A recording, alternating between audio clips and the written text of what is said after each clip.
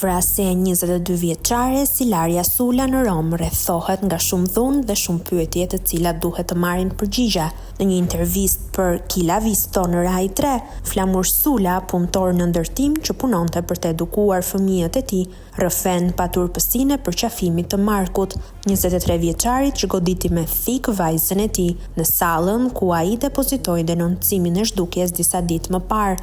Në komisariat Marku më përqafoi, thot Flamur Sula, një gest qetësie që tregon shumë për llogaritjen delikate të një personaliteti kompleks, ndërsa në anën tjetër të qytetit në lagjen afrikane, Zeni Samson, babai të riut që rrëfeu krimin, ka ende shumë për të shpjeguar. Në fakt, mbeten disa pyetje: kush e ndihmoi Markun të fshet trupin, kush ia dha valixhen, a është e mundur që ai vetë të ketë ngarkuar atë peshë në makinë. Ndërkohë Flamuri tregon se hera e fundit që jemi dëgjuar me Ilarian ishte të martën, kur ajo na tha se do të kthehej në shtëpi të shtunën. Ishte me miqt në Rom, aty ku vazhdon universitetin. Kjo ishte telefonata e fundit. Pas asaj të shtune, morëm disa mesazhe nga celulari i saj, tha babai Ilarias.